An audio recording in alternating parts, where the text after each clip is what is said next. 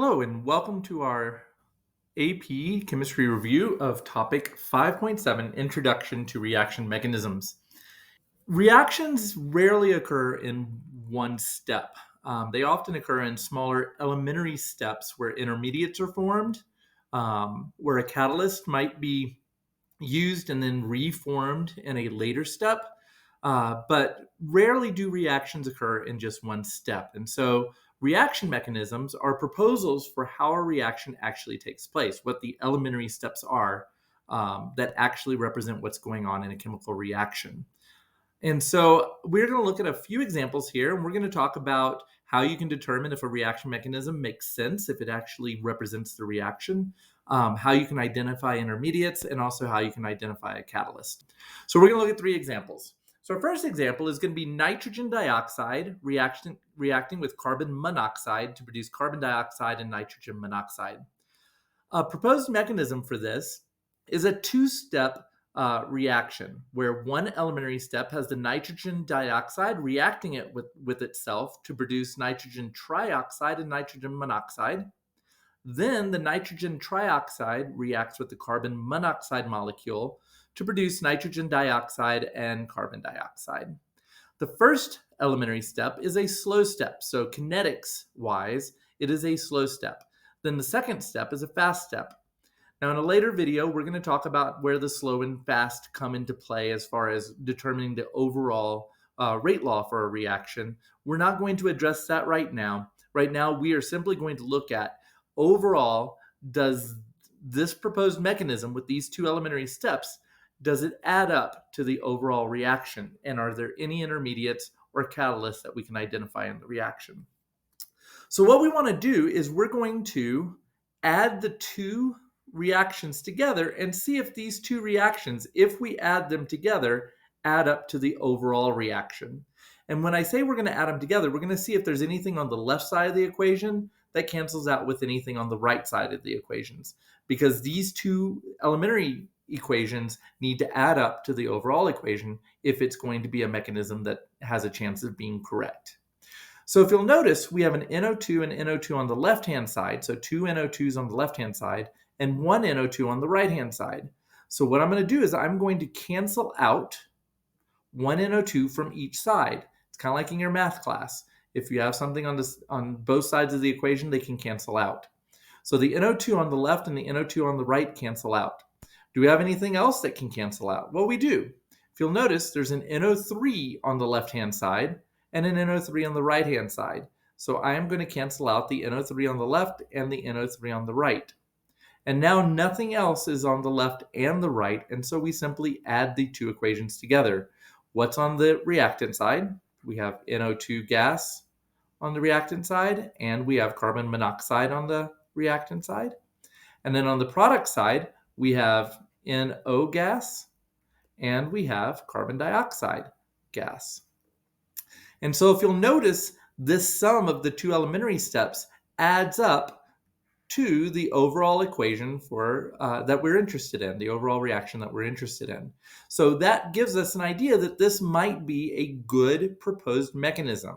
The other thing we'd have to look at is the rate law, which again we'll look at in a later video. But for right now, the sum of the two elementary steps do add up to the overall equation, and so this could be a possible mechanism. Now you might be asking yourself, how do scientists come up with these proposed mechanisms? Well, one way that they do that is they see when they're studying the reaction, what intermediates are created that you don't end up with in the overall products. And what I mean by an intermediate is some substance that's produced in one of the elementary steps that then later is consumed in another elementary step. And if you look at our reaction here, you'll notice that there's NO3 produced in the first elementary step, but then it's immediately consumed in the second elementary step, and you do not have any NO3 in the reactants or products of this reaction. That's called an intermediate. It's a substance that's produced in an elementary step and then consumed in a later one. So an intermediate is a substance that doesn't show up in the overall equation. It only shows up in the elementary steps in the proposed reaction mechanism. There's no catalyst in this reaction, and we'll talk about catalyst in another example later on. So let's look at another example. of a proposed mechanism. So here's a reaction where NO2Cl is decomposing into NO2 and Cl2. And so let's take a look at a proposed mechanism for this. So here's a 3-step proposed mechanism. And again, we're going to ignore the fast, fast, and slow right now. You'll see what those mean in a later video. So we have 3 elementary steps. The first step, the NO2Cl decomposes into ClO2, N2O, and ClO. Then the N2O that was formed, the dinitrogen monoxide that was formed, reacts with the ClO2 that was formed and produces NO2 and NOCl. Then in step 3, the NOCl reacts with the ClO that was formed in the first step to produce NO2 and Cl2. And so what we want to do is see, do these 3 steps, if we add them all together, do they add up to the overall reaction that we're looking for? If they don't add up to that, then this mechanism cannot possibly be a good mechanism for this reaction. So we're going to add them all up by canceling out any reactants that also appear on the product side in any of the elementary steps. So let's take a look. We have 2 NO2Cls on the left-hand side at the top. We do not have any NO2Cls in the product side of any of these reactions, so none of those are going to cancel. If we look on the reactant side, we see N2O is on the left-hand side, and we also see N2O on the right-hand side of the first reaction. So I can cancel out the N2O in the reactant side and the product side. They cancel out. So now we look and see if other things can cancel out. I have a ClO2 on the left-hand side of the second reaction and a ClO2 on the right-hand side of the first reaction. So those two can cancel out. They are not going to show up in the overall reaction. Is there anything else that can cancel out? Well, if you'll notice, I have NOCl on the left-hand side in reaction 3 and NOCl on the product side of reaction 2. So that cancels out. So we can eliminate that from the reaction. And then let's look if we have anything else. We have ClO on reaction 3 on the reactant side and ClO on the product side of reaction 1. And so indeed, those cancel out also. I don't believe anything else can cancel out now. So now we're going to add the reactions together. What's on the reactant side? Well, the only thing left on the reactant side is 2 NO2Cls. And then on the product side, you'll notice that we have 2 NO2s. And so I'm going to add those together for 2 NO2s with a coefficient of 2. And then we have a Cl2. Oops, I forgot to put the gas on here. And then we have Cl2 also that is formed in the gas form. And so notice that the overall reaction, when we add the elementary steps together, does indeed add up to the overall reaction we were looking for. So this proposed mechanism could be the correct mechanism just based on the summation of the elementary steps to add to the overall reaction. Do we have any intermediates in this reaction? We do. Anything we cancel out that was on the left and the right that doesn't appear in the overall reaction is an intermediate. So N2O is an intermediate because it doesn't appear in the overall reaction, but we see it in the elementary steps and it cancels out. We see that ClO2 gas is an intermediate because we produced it in step 1, but it was consumed in step 2. And then we also see that ClO was produced in step 1 but consumed in step 3. So that's an intermediate. So we have 3 different intermediates in this reaction.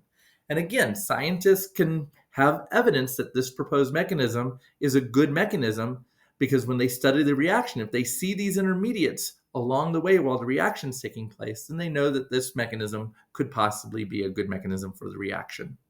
Again, another confirmation would be looking at the rate law of the equation, but that will be in a later video.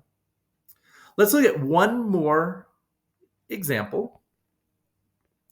And for this one, I want to figure out what is the overall reaction if these are the elementary steps for a proposed mechanism.